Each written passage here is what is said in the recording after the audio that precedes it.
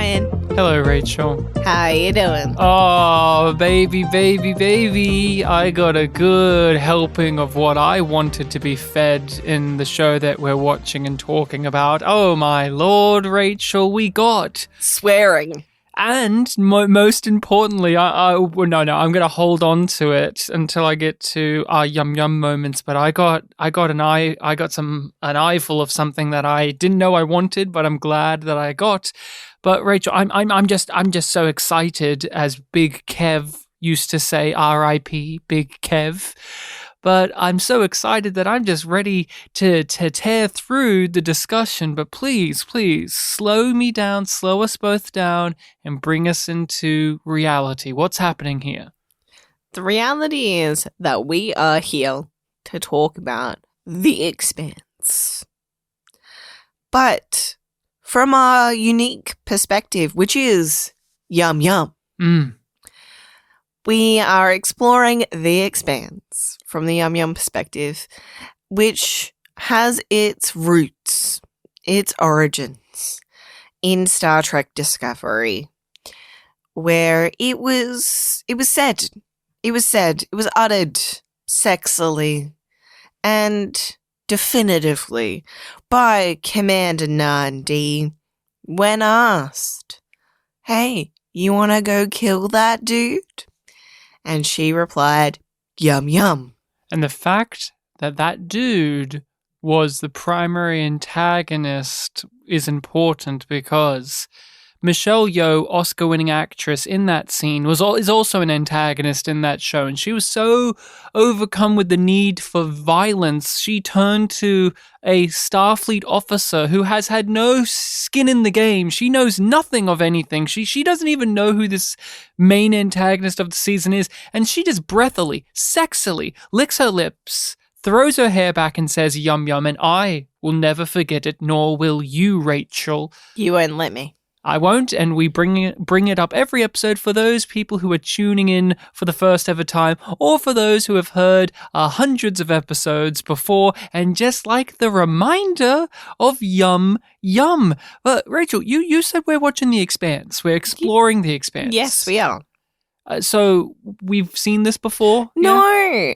Unlike our previous series on yumyumpod, we are watching this for the first time, and our patrons get to hear this first. We do, in fact, release this for our patrons on Patreon first, and then release it onto the main feed. So if you are hearing this on the main feed and you're hungry, you're just starving to hear what we have to say about, the season 2 finale, well, you can go on over to our Patreon and hear a buttload of episodes right now. But I want to know what episode of The Expanse we are discussing today.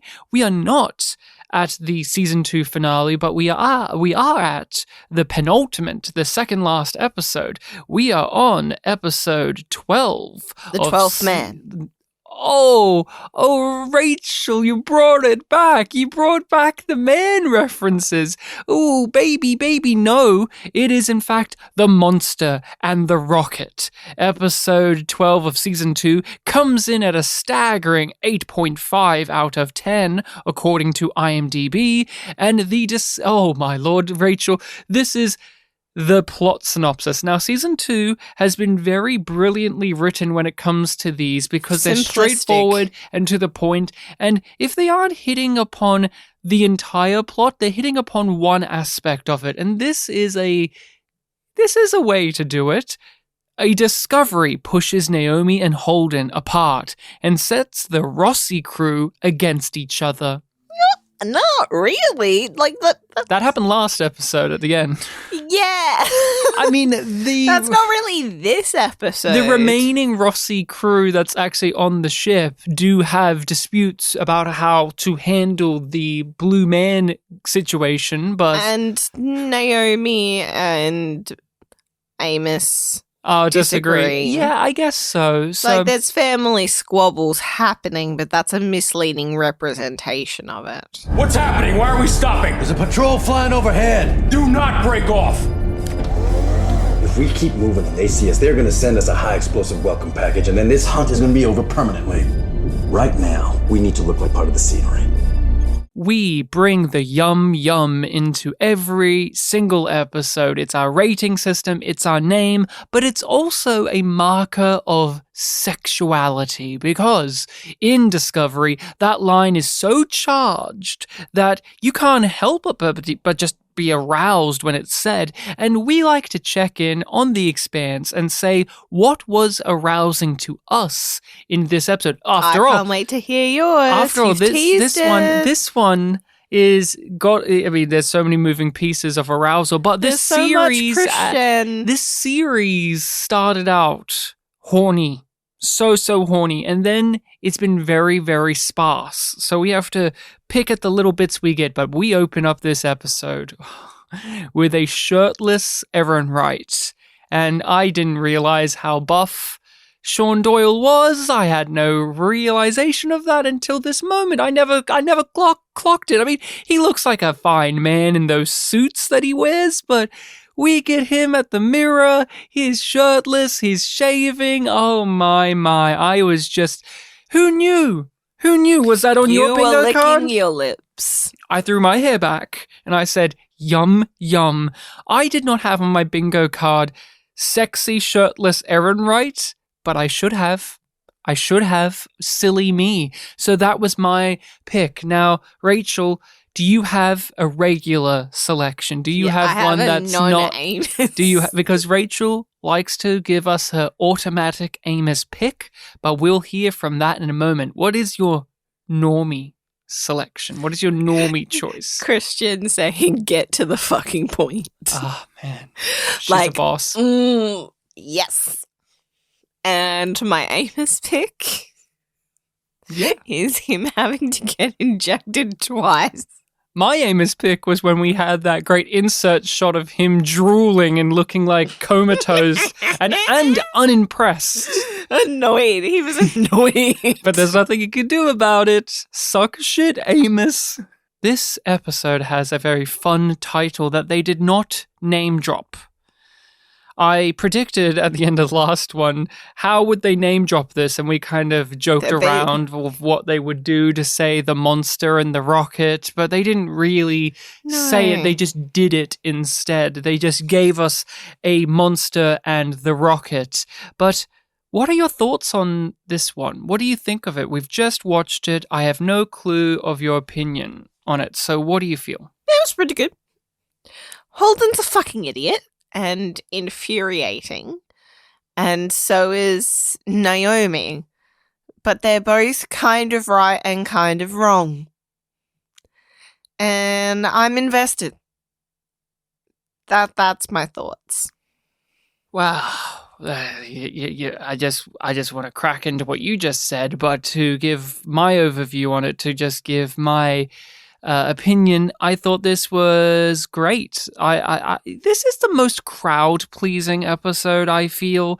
There were a lot of fuck yeah moments and just those lines of dialogue that are so on point for the characters saying them, or the actor delivers them in just such We got a lot of swearing as well. We got swearing, we got violence, we got a whole plethora of things. As Australians, we love both. We love it all. And I thought this was a very crowd-pleasing episode. This is one where it's grabbing a lot of the things that we have been playing with and seeing during the season and ramping it up. It is playing with our expectations. No Australian scientist man or wherever he's from. Possible Australian. Wherever Dr. Accent is from. He was not here, so my predictions yet again get pushed to the side. But he will be back next week to die. That's my prediction. I don't know if you feel the same way or not, but I really did think that this one was written in a particular fashion to be very entertaining. And I wonder if it's because it is the second last episode of a season. And most often in modern TV storytelling, the second last episode is really where shit pops off. Yeah. And the finale can either be one that pops off or it's a quiet, meditative reflection on what's happened before. In modern TV shows, I feel like that is very much the case, where it's like the second last episode is when the shit hits the fan and it's either really fun or you're gripped to the edge of your seat waiting to see what happens next. But I thought this was a rip-roaring good time. It is getting all of these things of the season that I like. It's the politics, the character interplay, the intrigue. It has all of the good stuff of the season bundled up in the 45 minutes. It was a real winner in my books. But, Rachel, you said that Jimmy Holden was acting like a bit of a dum-dum. Oh, he's a fuckwit. He's acting like a little bit of a bad boy. So No. Fuckwit is what it is. Well, since you... Should we explain the term fuckwit? Do we need to? No, I think it explains itself. But could you give us... It feels like a very Aussie thing, and I'm worried that the Americans just won't be able to piece it Guess what? together. You got the internet. Look it up. I have to look up your bullshit. I have to hear so much crap about America. Even this show does it. But give us a little bit more of... an understanding of what is happening with Jimmy Holden this time, Rachel. Why is he a fuckwit? You can tell us how, but why also? He's gone on the hunt. He's gone on the hunt, and he is not listening. He is just being Ahab. He's just going full Moby Dick on this situation. And Alex is trying to reason with him, and Holden doesn't want to be reasoned with. He's determined to track down the blue goo monster. He doesn't listen to Prax.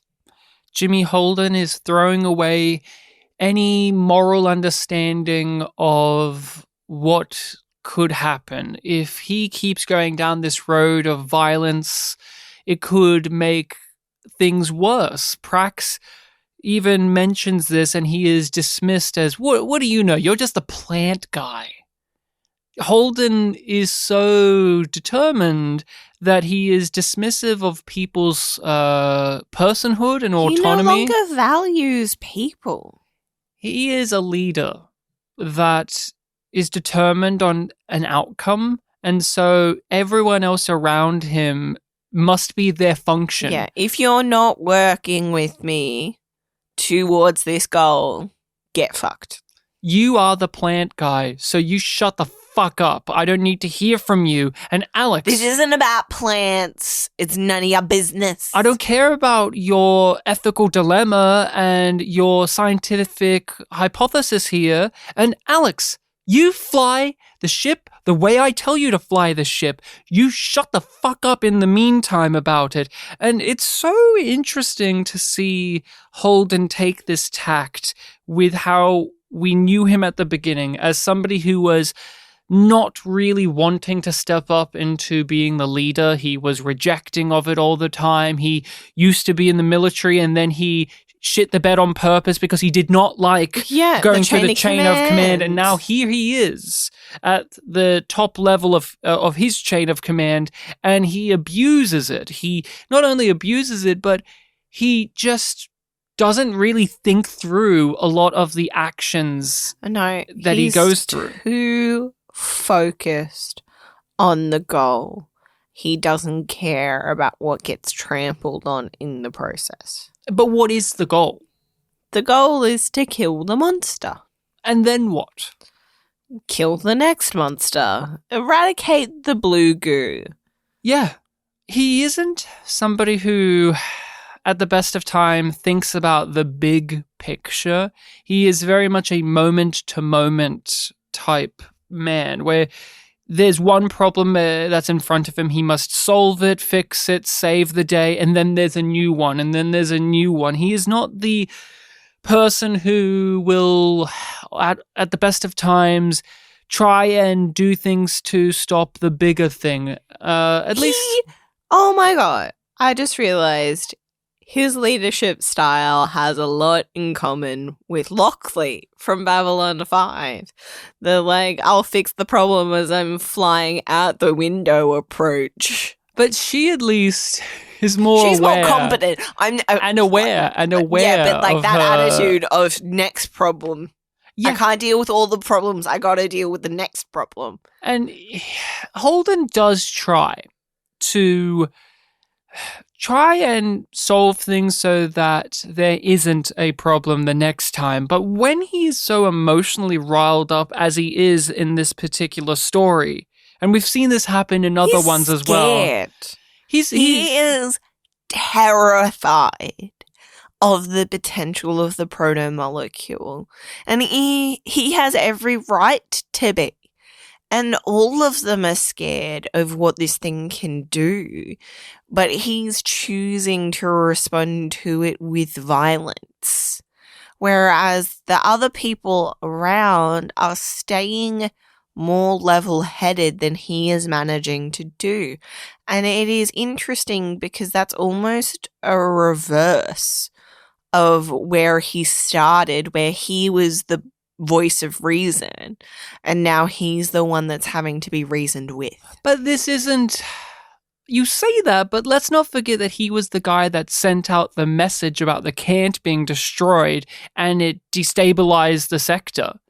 He is the type of guy to fuck shit up because he thinks he knows best. Yeah. And now they've pinned, the captain medal to his chest, basically, and they have to take orders from him, and he's such a pissant about it, and I love it. I just want to say I love Holden now. I'm on Team Holden because he's a shitty guy, and the show is recognizing that he is a bad person or that he is someone with more flaws. Season 1, I do think, was leaning that way, but he had too much pristine. The show agreed with him a lot more than I did, and now the show is pushing him in a way where this is how I felt about him in Season 1. I felt that he was a little pissant that needed to be stepped on more and needed to be challenged more. And we are getting that in such glorious ways. And Stephen Strait just does a magnificent job with the performance. He is someone that, as an actor, he has to make Holden act. Holden has to put on this persona, this facade of I'm the tough grunt military guy that we don't need to think about things any deeper than that. Let's just get this. But you can tell that there's hesitation to it. He's still worried about what he's doing, but his convictions aren't faltering.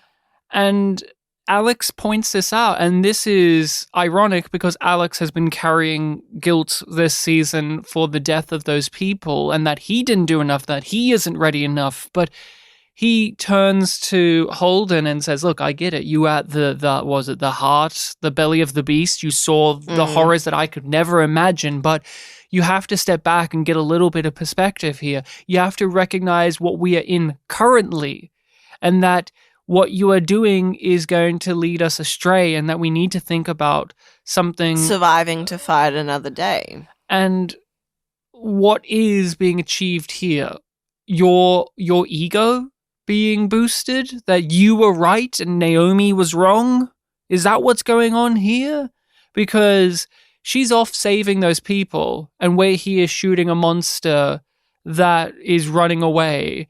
From a rocket. They're shooting from a rocket.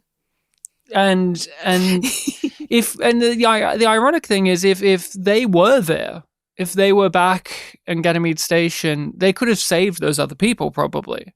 The Rocinante could have fit those people up. Yeah. But Holden needed to be a man and shoot the monster and save the day and feel good about himself. It's all about feeling good about yourself. Is it Melissa?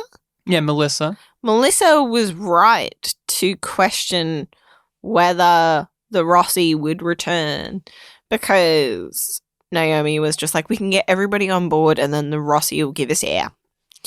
And Melissa was right to question Holden, not just because she doesn't know him. Well, she does, but he's bad. Mm-hmm.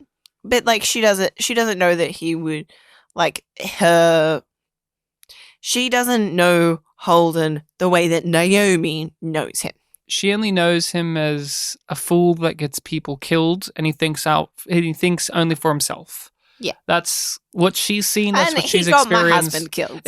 That's it. And she mentions that they're shit magnets, and I love that. and she I doesn't want to keep on calling them shit magnets. the shit magnet probably crew. Yeah. forever. Your ship's a rust bucket, cobbled together with spare parts. That's my specialty. If you want to get out of here and help these people, you need me. You people are shit magnets. The funniest thing about this is he was concerned about how he didn't do enough, and he wasn't there in time, and he wasn't quick enough, and wasn't fast enough to save the people in the last incident. But because he's dicking about here, he manages to fulfill that concern when it comes to this. If he was not out here doing a pissing competition with Alex to hunt, he would have been able to save more people. It would have been an immediate benefit to those refugees. But he cost lives in that pursuit. And now he's also brought the monster aboard their ship. Because he clearly he didn't know that was going to happen, but at the same time, what did you think would happen? Alex even points this out. It's smart. You know that it's intelligent, and it rips through metal. Are just choosing to believe that brute force will solve this situation. When every piece of information you have suggests otherwise. An aspect that I really gravitated towards was how this paralleled and tied together with what Naomi was going through, and that the difference between Naomi and Holden is when faced with a challenge, Holden is determined to shut himself down, shut himself off, strip away his emotions and his morality, and become this perceived macho man image to get the job done. He even does the tough guy thing at the end where he says to the Martian ships that I have all of these weapons locked on you and I'm going to ram them up your ass and we'll all die together, huh? How does that feel? And he does that, and sometimes it's successful, but it makes you uneasy about him as a person. Bravado. That as more dangers come before him, how much of his morality is being stripped away. While Naomi, she tries to do that, but she can't. She has emotions. She has ethics. She has morality. She has to come to terms with that, and we see her willing to do anything to go through with her morals and her convictions and her wants, needs, and desires. But we are relating to it because she isn't shutting herself down. She isn't pushing her values to the side for the greater good, as Amos would suggest that we should, or even Holden in his storyline. And that's what I really was gravitating towards in this episode. There's so many things happening that is just delightful to me that I just crave in this series. But the way that Naomi and Holden are strong characters, oddly enough, when they're apart, I actually like them better when they're not together. Yeah, I do too. I do too. You mentioned during your thoughts on this that you weren't a big fan, or at least Holden is acting like a fuckwit, but you also grabbed Naomi in that and had a bit of a go at her, or a bit of a statement about what she is going through during this story. So I want to hear a bit more from you about your takes, your thoughts on Naomi in this episode, because basically she has the task of, do we save a fraction of people or do we not? because there's not enough air on the ship, on the Somnambulist. So do we look out for ourselves in the fear that if we tell the people out there, they'll just kill us and take the ship? Or do we try and look at them as people and reason with them and save only a small fraction? So she has this problem. So tell me a bit about what what your takes and thoughts on it were. It's frustrating that it feels like she's right, but the world is saying that she's wrong. Because it is ideal to save as many people as possible. But the counterpoints that Melissa and Amos offer up are completely valid. If she goes out, she could just be killed immediately because they've got all of these refugees that are lined up. Well, not lined up. They're in a massive crowd. Yeah, there's hundreds. There's hundreds waiting to try and get on this one ship that's leaving. It's their only chance for survival, and they are behaving awfully because they're scared. And everybody except Naomi sees that as a danger. Others them, lessens them. We can't save them. They don't say we can't save these refugees. We can't save those people. It's them. A lot of the time they're using that language of distancing themselves to make it more acceptable to leave these children, these adults, all behind because they can't guarantee their safety if they help them. And Naomi refuses to accept that. The episode has a line of dialogue from Ehrenreich that it argues about during the course of the 45 minutes.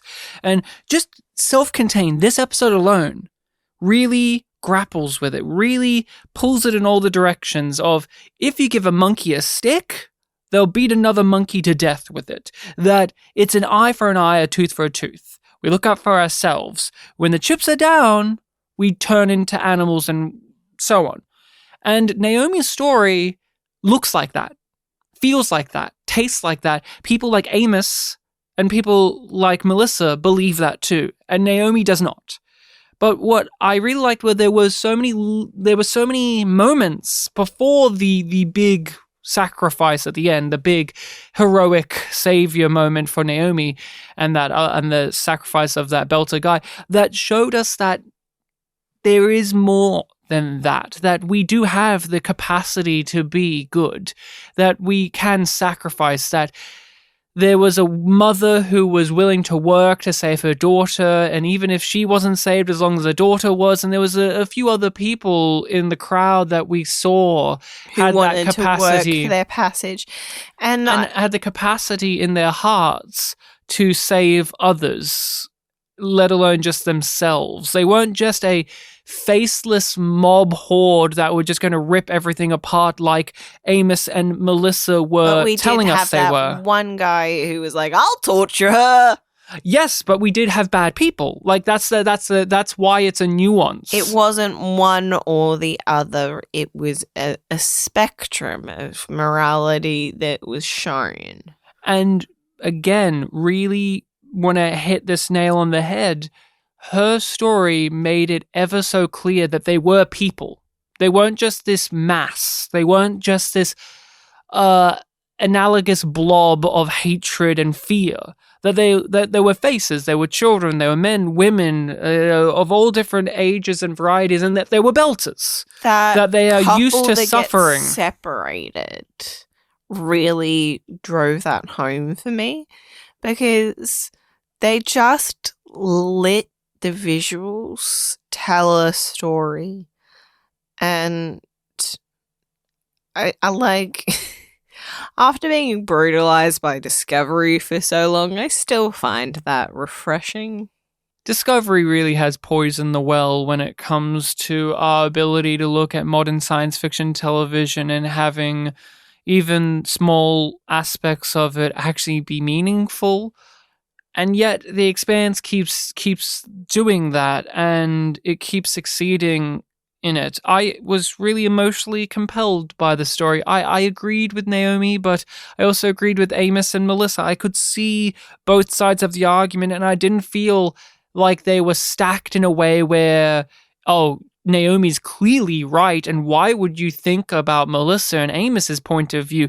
Obviously, we are supposed to side with Naomi, but I didn't... But we are supposed to understand why Amos and Melissa are in the, like, that they have the opinion that they do, and that it isn't just Naomi is right, because they acknowledge that it's the right thing to do to try and help them, but not at the cost of their own lives.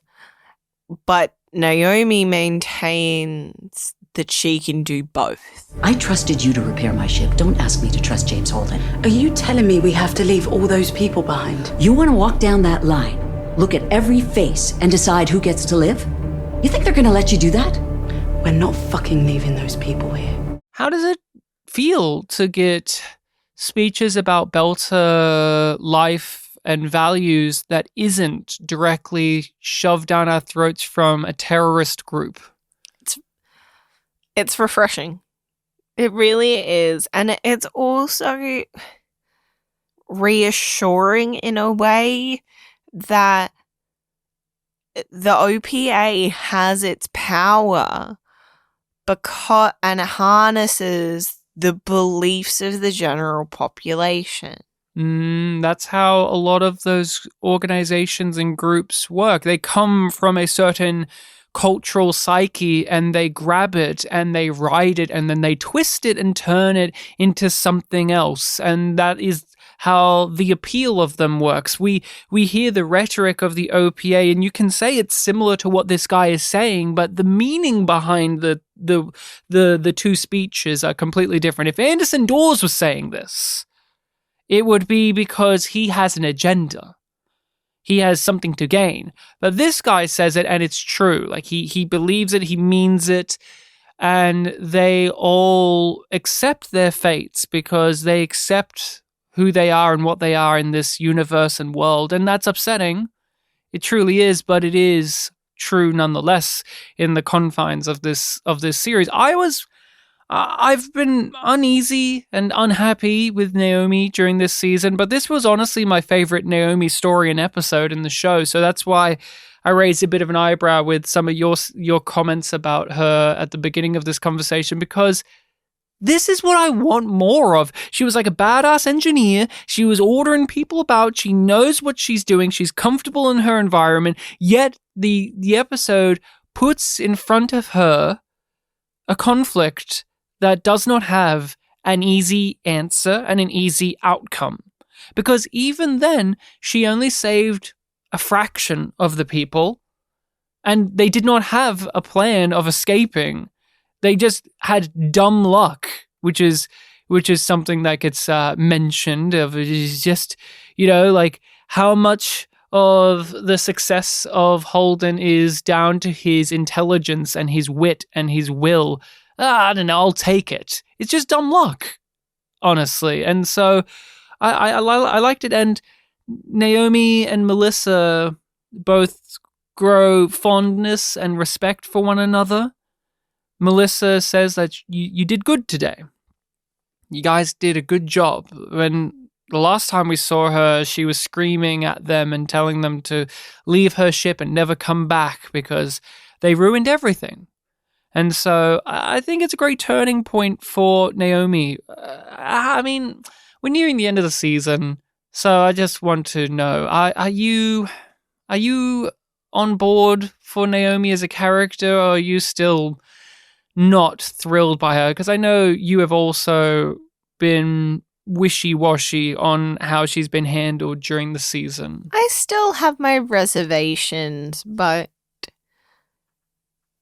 she's a well-rounded character. character. And I like what she does for the show. But that doesn't mean that I like her. And the fact that I'm still invested, even though I'm like, I still don't trust you, is a real testament to the show. I do believe that Naomi is the character that the writers use to spin drama for the sake of it at times. Remember when for a stretch of 2 or 3 episodes she was just fanatical OPA-esque Naomi? Now that's kind of gone away. Remember that she hid the blue goo just for shits and giggles, honestly, at this point? Like, I do think that she is the person on the Rossi crew that they lean on to cause just either minor short-term drama or long play drama. I mean, they do that with everyone, in all fairness. But I think there's a certain way that they do with Naomi's character which feels jarring because there is so much ambiguity of who she was before we met her, where at times when she acts out, it does not feel real to me with who I have known during the series. While, say, in this episode, everything she did, even injecting Amos and knocking him out, felt honest to the character that we have come to know. Yes. While at other times, her hiding the blue goo and being OP, like Belter and proud and all that, it has some line up to what we have been told of her in the past, but it always rears up its doesn't ugly. feel like it's who she is now, whereas this does. And her being in love with Holden is something that I still don't buy. I don't know why they are in love, other than they are just 2 characters who have had sex and they are main characters. I enjoyed their banter in the episode on the radios of Status, and she's like, fucking Status, you piece of shit. That was cute. They have cute moments, but I wish there was more of them for me to believe the statement of I love you. Yeah, I don't give a shit about that at all. And again, at all. You can say the last word on this, and if I'm being reasonable or not, is she a better character when she isn't with Holden? Yes. Why? Because she doesn't get bogged down by him. She gets to be her own person. Whereas the rest of the crew really, like, they fall into line in the pecking order. It's because Naomi is the only other one that could be in charge. She doesn't want that. Probably should be. We've seen that play out. So it feels like she adapts herself to fit into the chain of command, where the other characters don't have to do that as much. The writers listened to us and our want of more Bobby and Katya speaking to one another and riffing and bouncing off of each other. I had such a big smile on my face when they were chatting to each other at the beginning. And this, again, really want to let our listeners know that I was really engaged with the episode. I was not just sitting in my chair taking notes and contemplatingly going, like, with a contemplative look going, oh yes, that's a really well written scene, yes. I was hootering and hollering, I was smacking my knee, I was having a grand old time, and it's because of things like this, where you get these exchanges between 2 well-realized characters who, when you put them together, it is not only it makes sense, but there's a little bit of a surprise there too. The chemistry of the actors is on point, of course, but the way that these 2 are similar yet different to each other. They have military backgrounds, but one of them was in spying and intelligence. One of them was on the front lines doing marine stuff, but he also points out, like, I was on the front lines too. His line of, my IQ tested too high to be a Marine. Yes, but your morality tested too low, so low, so that's why you accepted being a spy or something, she said.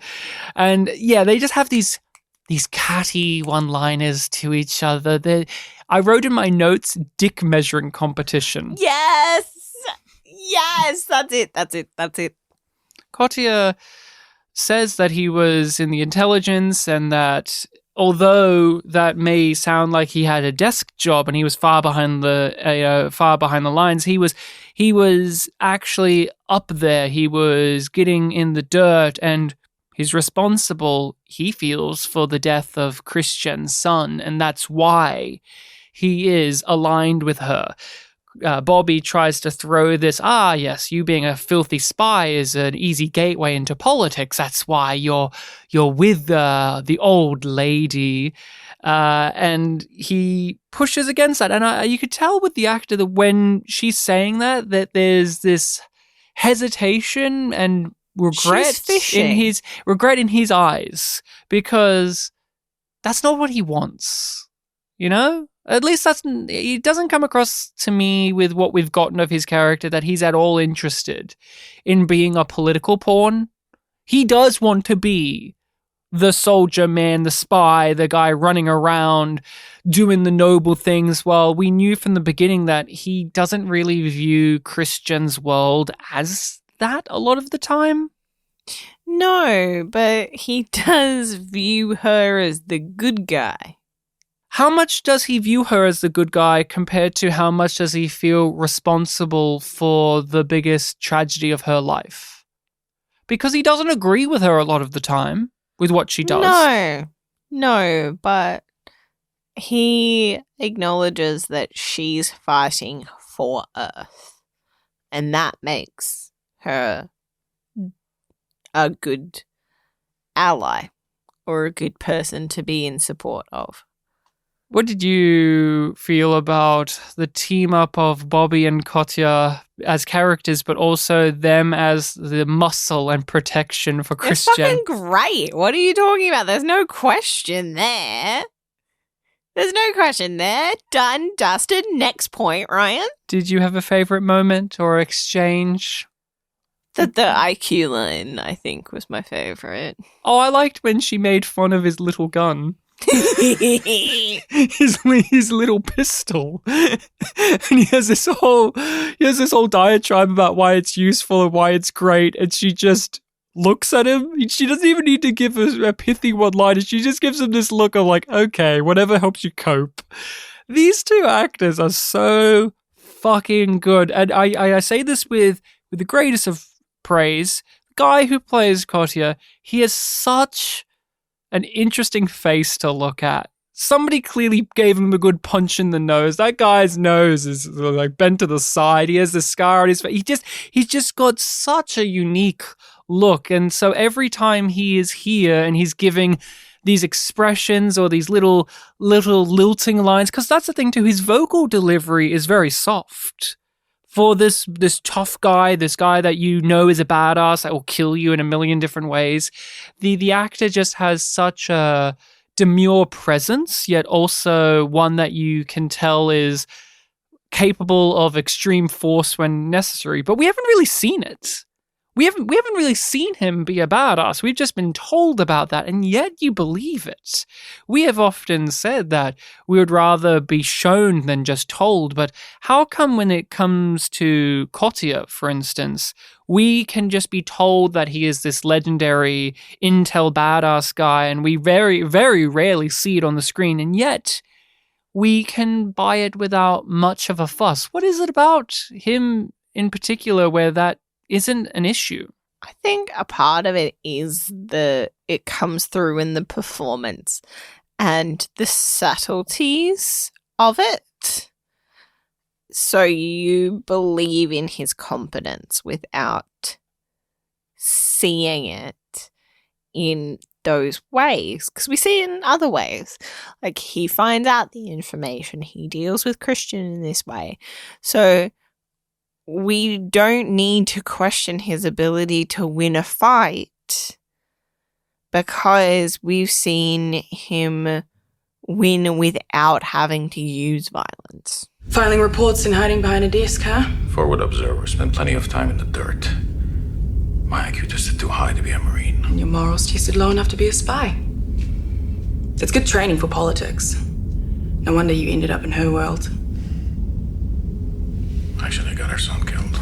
And Bobby and Christian and Katya get on a ship to go meet Mao, and we get a great little exchange about how long has it been since you've left Earth, and I'm so used to this, and your symbol, your little emblem, I used to use that for target practice. Oh, did you now? How wonderful is that?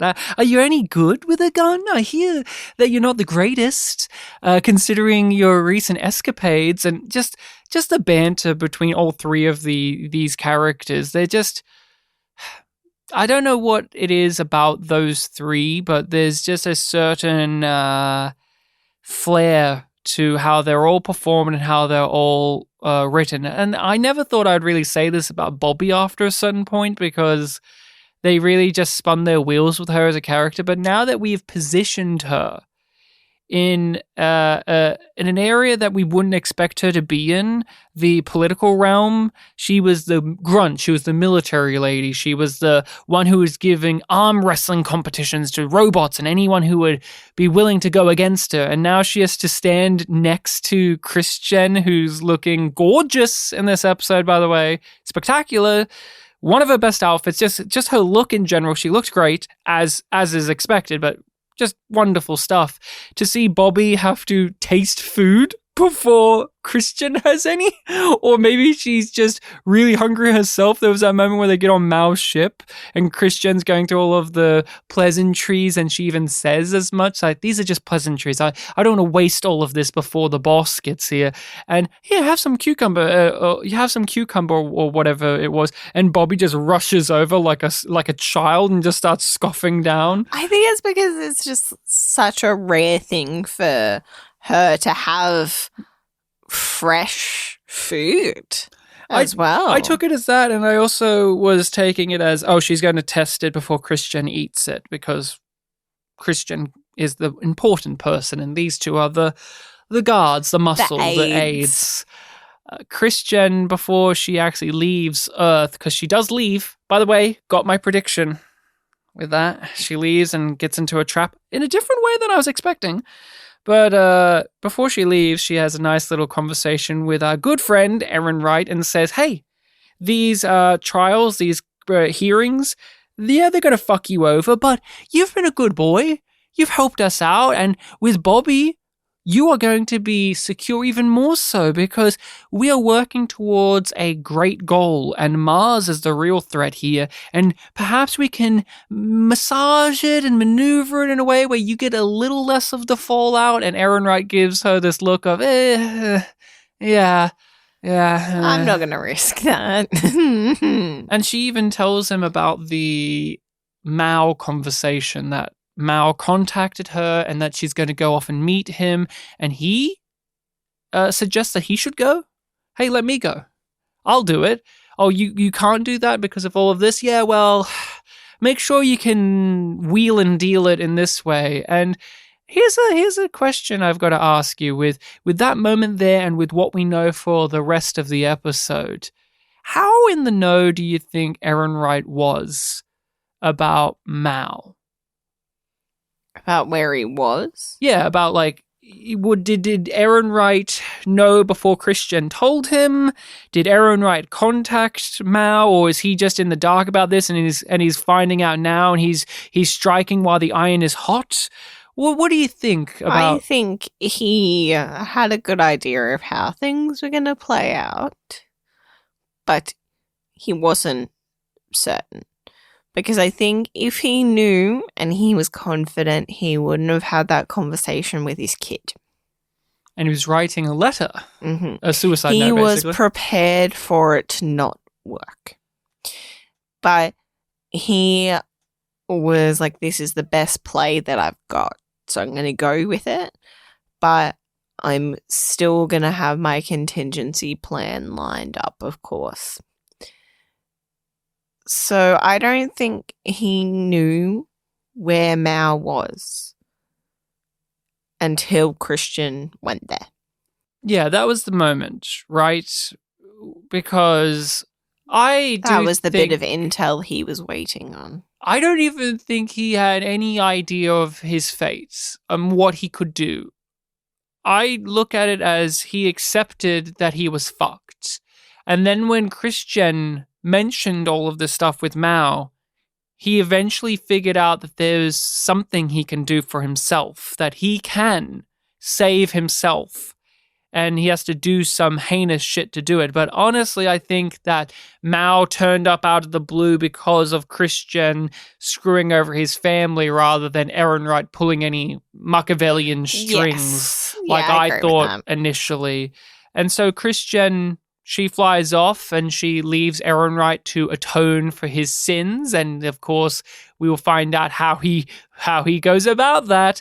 And Christian goes all the way up into space and she is not used to it and she's fearful of it. And yet she also acknowledges that Earth is what it's all about.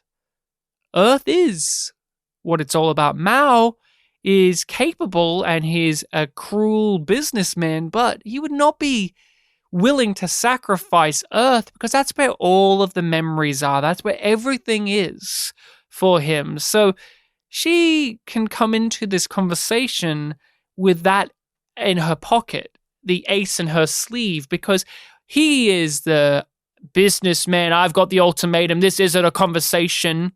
I've already decided the contract you're going to sign with blood. But she can lean on that. She can use that against him because what else is he doing this for? It's like, yeah, money and power, but he's a family man and he's a man who is proud of where he's come from. Because that's a lot of the proto-molecule hijinks is these people who are quote-unquote patriots, people who put their planet, their culture, their people first. And even Mao, who is corporate tycoon man, still has a place. He still has a home. We've seen it. We've seen his big tree. And when she talks to him, I mean, God, I was just so happy that they did okay, let's get to the fucking point, right? You're going to try and swindle us and make it so that you can give us the proto-molecule, but you're also going to give Mars the proto-molecule, and you're going to act like a child about it. Play both sides from the middle. Him being like, oh, I'm not the child. I am not the child.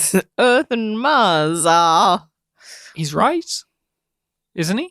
Yeah, he is. He is. They're so desperate to get one up on one another that they will go to him for it. He does not need to grovel and convince and beg them. He has this honestly outlandish, almost untested, we see it is being tested, but this completely radical newfound technology, and they're willing to start a war over just getting it as a potential. They haven't even got a version of it that could be successful. He has his weird test subjects and, Eros Station, look what happened there. When this broke out, it nearly destroyed a whole group of people and nearly killed the Earth itself. And yet Mars and Earth are still willing to bend over backwards to get it. Yet it's that unstable, it's that unpredictable, you can't contain it.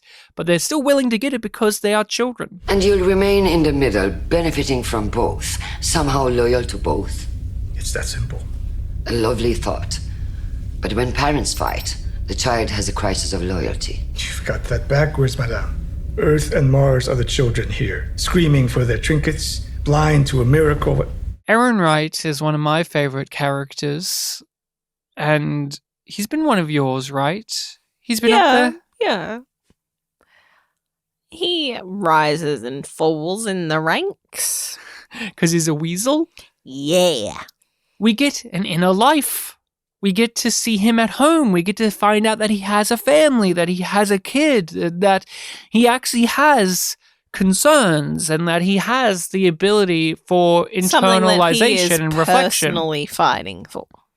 we see him shaving and that this is scaring him so much that he cuts himself and he breaks the razor and he hears all of these previous conversations he's had and how he went from this naive optimism to realizing how detrimental his entire thought process has been. And he talks to his son, who, did you have that on your bingo card? That he had a son? A son who also looks like a little weasel? No offense to the actor, but they perfectly cast that kid as his preppy little son. And could you just crack open for us all? What do you have to say to him? Follow your heart. It'll never do you wrong. Always follow your heart. And his son's like, you're freaking me out, Dad. And he's like, oh, sorry. He says this speech in the most villainous way possible. Because we know that he followed... Because we know that he apparently followed his heart. And what did it get him? It gets him to the point where he may be willing to commit suicide in this episode and later on commit murder. And it's that advice to his son is not advice to his son. It's advice to himself. He's saying that to his son to make himself feel better. Hey, do what you got to do to get the job done. Follow your heart. Don't listen to those who question you. Don't worry about your morality. Again, going back into what we saw in the other stories of how much of that are you willing to lose to get what you think is right? Because is Aaron Wright any different? He's just a higher echelon player, but he's willing to do horrible things to get what he thinks is good. That's his MO. He thinks he knows what is best for Earth. And he still does. He was a hero once.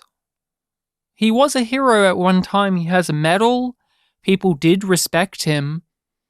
But that didn't satisfy. And it wasn't enough. Makes you think about what happens to our other characters who are on the journey to become heroes or to become more acclaimed, and what happens after you've reached that point. What happens to Holden after he has saved the day and then he's left with what he has become? What do you do? It's about how you take it's about the journey you take, not just the destination. And so we haven't seen, but we get it from context clues and just the performance and the world that we live in, what happened to Aaron Wright. He was at one time a military guy. He has a medal. And he was at one time a man of great renown, but he's just taken that. He had honor at one stage. He's taken that patriotism and cranked it up too far into this, where there's still selfishness there.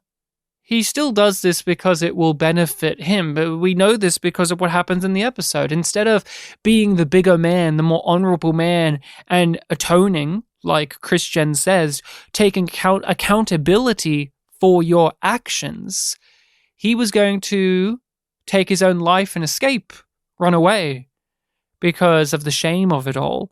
And then he figures out, no, I can do something even worse. I can not only, I won't take myself out, I'll take everyone else out and make it the worst thing possible. And before we even get into that, I just am curious to hear, do you like Aaron Wright being a man that is given more depth in this way? Because it can be a tricky thing with a villainous character of how much the show or piece of media is wanting to humanize them. Because I know for a fact that I've enjoyed him as this whipping boy for the corporation who got in over his head, but he's too much of a self-serving weasel to get out of it. And when we come to this particular story, we open up with him, we see him really struggling with where he's going to go. He almost cries. He's getting very emotional. And I know at times some characters, even ones that I've loved as villains, I reject when a show does that because I feel like they want me to feel more like, I don't know how to exactly describe it, but they want me to feel sympathetic for a character who probably does not deserve sympathy. And I don't think Aaron Wright is a man who deserves sympathy, even though the show gives it to him. Like, I think they do an excellent job, but I don't find him all that sympathetic. I find him interesting. Like, I find him an interesting, corrupted figure, but I don't actually feel sorry for him. I don't feel bad for him. I feel like he deserves everything he's gotten, and that it's not a surprise at all that he is continuing to turn away from it. But what are your thoughts on it all? I agree with you. It's like what it sort of comes around to for me is that he's understandable. We understand why he is the way he is, where he got to, where he has ended up, and why. And that's enough to make me feel sorry for him, but still hold him accountable for his actions. There is no redemption arc for the character at this point. And we kind of scoffed at the idea of there being one for him. He's just more enjoyable as this. When they gave us the emotional side of Aaron Wright, I was waiting for the rug to be pulled because he is that type of person. We've seen him be the man who puts on a face only to reveal a more hideous one underneath. He started out the show as this cold, bureaucratic, just get the job done type. He refers back to masks in this episode. That's actually true. He does. And that's his character. So when we saw him getting weepy at the beginning and looking at his medal and trying to hand it off to Christian, I knew that we had to make him a piece of shit by the end, because it just wouldn't be in line with the UN side of the story if he actually did become a noble man. Maybe at one time he was, but not now. Not now. And it's all about politics is all about power. It's all about your position and your satisfaction of self. It's not actually, in this series especially, it's not actually about brokering peace. We get that conversation with the Martian ambassador guy where, oh, how sad it was that we had to take a picture with each other, smiling, pretending that we just signed an act of peace, when we both know that isn't true. We both know that we are still at war with one another, and that I'm winning, by the way. You're losing, Aaron Wright. Can we talk about that scene between the two of them where they have, I think, the central conversation of the episode, the one that goes over the greater themes of the story and how it is arguing the point, and we see how that expand out in the other stories where technology can be used for more than just fighting one another. Yeah, is that when they drop the line again where it's like, why is every new technology seen as a weapon? It's just like, well, no, this can do this for Mars. This could do this for Earth. This could do so much good as well as so much bad. And it is fascinating to see these two characters dance their way through this conversation, saying things directly and indirectly, and it relies on the world that they've built in a very fundamental way. If you just watch this conversation, yeah, it would make sense, but you would not feel it the way that we do, having watched the rest of the show up until this point.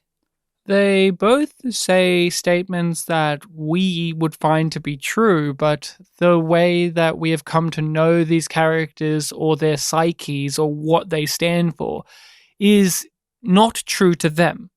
Or it is a falsehood to them, or it is irrelevant, and it is just being said for the sake of being said. Aaron Wright says power corrupts.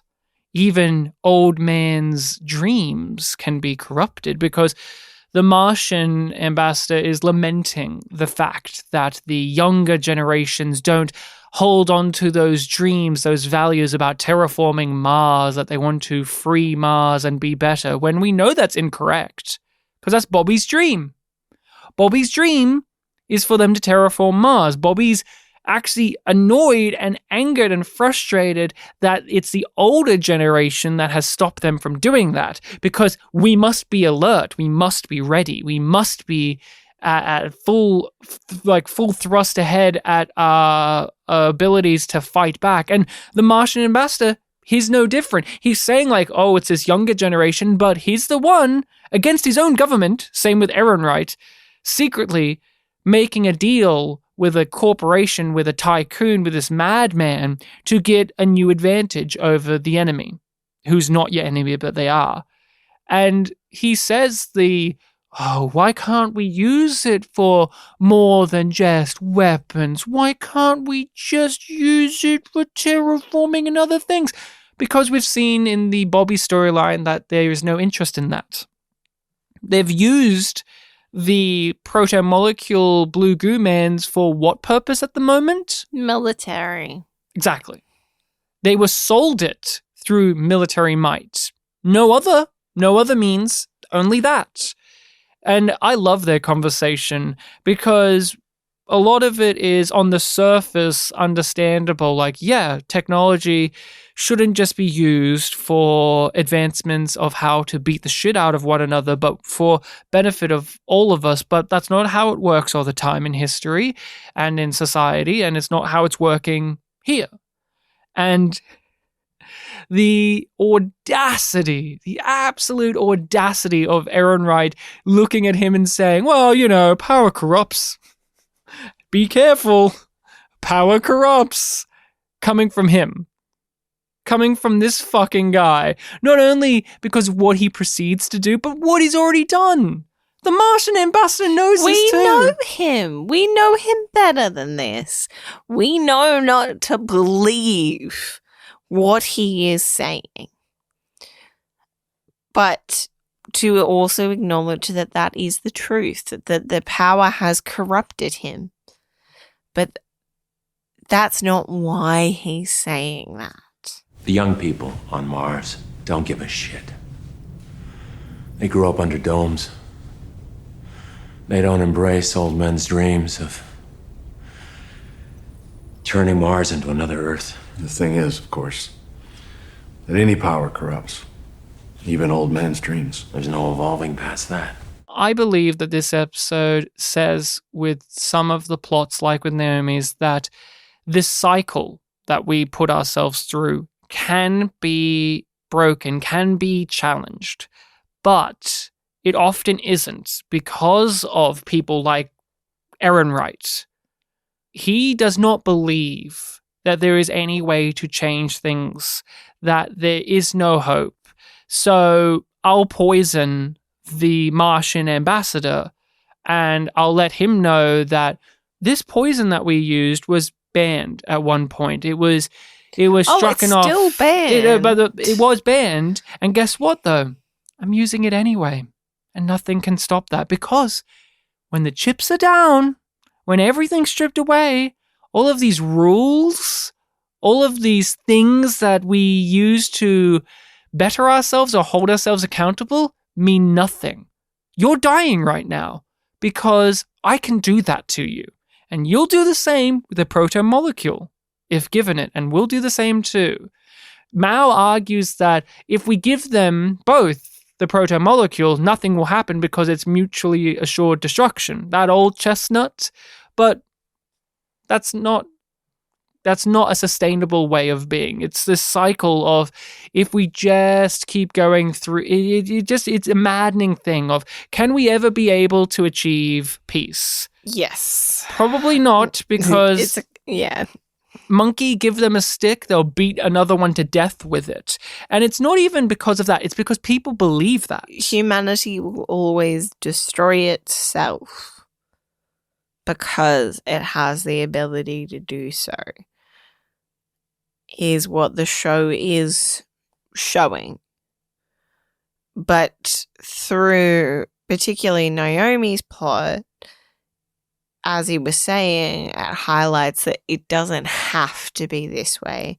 You can break this cycle, but you have to go against what you have been told, what you've been learned, what you've been taught and learned, and what you've been taught, what you've been shown over and over and over again, and still try. The fact that hope can win. You must be willing to give up something.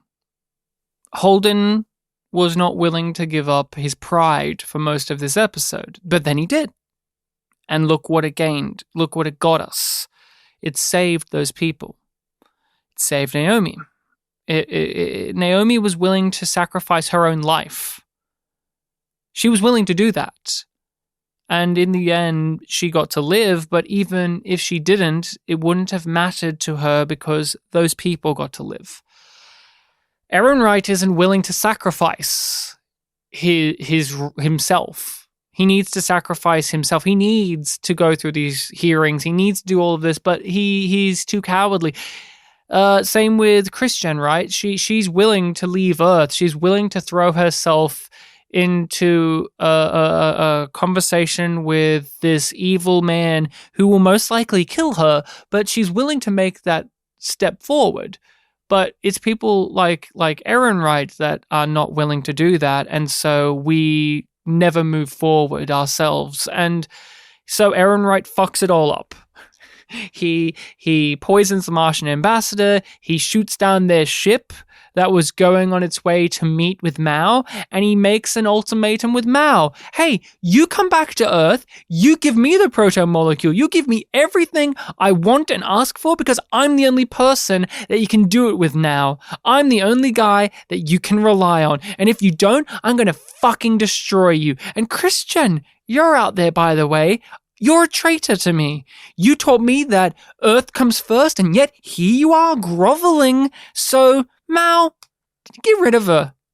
Destroy her. Kill her. Don't care. And that is a moment that the moment itself of him saying that Christian taught him all of this. Yeah. Do you believe that? Yeah, like they've had that conversation about that, but the fact is that it is twisted in his viewpoint because he sees whatever he wants as being what is best for Earth. He's put himself at the top of the pyramid and on the throne. So that's what matters. I don't even think he believes that. I think he's using it as an excuse. Like he's just trying to justify his shitty behavior. And he's using it as an insult to her. Hey, you can't get mad at me. You use this to get me to try and atone. So now I'm going to throw it back in your face. I am going to blame you for all the things that I'm doing. It's still putting the blame on someone else. If I'm doing all this bad stuff, it's because you taught me it. It's because you believe this and you don't currently. What's wrong with you? And so he fucks it all up. And was that a surprise to you that he did what he did? No. Did it surprise you? It surprised me in the way that it played out rather than what it is. I thought he was teamed up with Mao and that they were playing Christian and he was going to do this. But I didn't really clock and put together that he was his own free agent and that he was going to fuck up Mars so that he can then get Mal to bow down to him. The way that it played out was a lot more nuanced and unknown to me than I was walking in. I thought he was going to do bad things. I thought he was going to betray Christian, but it wasn't exactly how I was picturing it. And that is this episode. That's The Monster and the Rocket. The episode ends with a spooky, oh no, the blue goo man is on the ship. Watch out, Holden. Who will watch out? There's a blue goo man. Look out, radioactive man. So, what on a scale would you rate this? Yum being bad and yum yum being good. It's easily and confidently a yum yum. Yum yum. This is a yum yum. Yum yum. Are you ready to know the name of the season finale? I am. So, this is the name of the book. The second book, that is. It is Caliban's War. Caliban is the name of the secret super soldier hybrid program. Caliban's War. What do you think is going to happen in this episode? How do you think the season is going to end, Rachel? I agree. I think possible Australian Dr. Accent is going to die. I think that's a pretty safe bet. What else do I think is going to happen? I think Bobby is going to have to more directly go against Mars. Yeah. That's something that I think. I don't know how that's going to happen, but I feel like that's a more direct conflict is going to happen. In the future or in the next episode? In the next episode. Okay. I feel like they're gonna touch on that. Okay, yeah. Again. And I think Holden's gonna be a fuckwit. What do you think the final moment of the season is? The big, next season we'll deal with this thing. Ooh. A main character gets the blue goo on them. Blue goo in their fucking hole! I believe that the next episode is going to be the Rossi crew having to deal with a hybrid on their ship. That will be a large thrust of the story. That went without saying, sorry. Christian and Kotia and Bobby have to shoot their way out and escape Mal's ship. While they do that, they do stumble across more important information regarding the Caliban project because he's the guy behind it. So I imagine his ship would have it. It's his flagship, as far as we can tell. It has nice seats, at least. I am wondering if the OPA will come back. We do know that they have that other scientist who can track the blue goo. We haven't heard about that this season, but I believe also that they've just kind of dropped that. And I think it's going to end with Earth and Mars officially declaring war on one another. I think it's going to do that. With how this episode went, Aaron Wright in charge of Earth, basically, and he's already made acts of aggression. I think it will launch them into a war, and then that's what we'll deal with next season. Okay, here's my outlandish possibility. It ends with a blue goo man doing a Holden-esque transmission to the galaxy. Oh, you think a blue goo man will talk? That's my, out of left field. I don't think it's going to happen, but I just imagine that being a very pow. Wouldn't it be great if the final scene of the season was the aliens themselves come in? Yeah. I think that's like a season 4 or 5 end thing. I feel like we have to live in the show, live in the show with all of the human conflict and how petty it is, and then the cosmic horror becomes bigger and bigger. And then it is, oh no, we have to deal with aliens. I'm 50-50 on if the aliens will ever show up, or if it is a case of these entities from so long ago and they've left remnants of themselves in the universe, and now it is us playing with the toys left behind, like in Babylon 5, say, where after the ancient alien gods after the first ones have gone, their influence is still left upon those who are here. And I think that could be the case with the Expanse, where we'd never see the aliens, but we see what they used to be, what they had, what they've left behind, and how we will use it to destroy ourselves. It is that classic Mass Effect style storytelling. But in this case, I don't know if the aliens will come back. But that is our predictions for Caliban's War, and in general with the show. I think we are going to have to pivot to Earth and Mars being at each other's throat more directly and properly, rather than Cold War's going to get hot. Cold War is going to get hot. Oh, and season 3 prediction: Christian is stuck in space and can't get back to Earth. Aaron Wright's in charge of Earth. He won't let her back.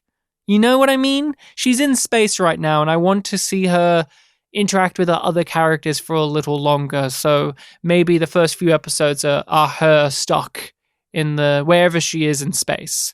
So that is our discussion done and dusted. Rachel, tell us all where people can find the podcast. They can find us at yumyumpod or yumyumpodcast on various social medias, which are conveniently linked below. You can listen on any podcatcher of your choice. And as we mentioned at the top of this episode, if you want to listen ahead, if you are on the main feed, that is, you can head over to Patreon, where we will have covered so much more of the Expanse than what's on the main feed, as well as a lot of other content. We've made our way through all of the RoboCop movies now. X-Men and Star Trek movies, Star Trek Picard, Strange New Worlds, a whole slew of things, as well as a group Discord that you get to be a part of. You can talk to some fellow patrons and yumlings there about what we are talking about. You can also, if you want to hit us up more directly, you can email us over at yumyumpod@gmail.com. If you have not rated and reviewed the podcast, you should. That's it. You just should. It would be nice. It would be good of you. And it would be even better if the Expanse itself reintroduced the Gaunt Belter as the new hero of the show. In the final episode of the season, he returns with Havelock, arm in arm, and they say, "We run the show now." And I would cheer. In all realism, in all honesty, truthfully, Rachel, if the Gaunt Belter ever did appear again, which I doubt, to put all the jokes aside, I think we're done with him. If he did ever appear again, how happy would you be? I would be very happy for you. Not for yourself? I would be satisfied, but I would be happy for you. See you then. Well, voila.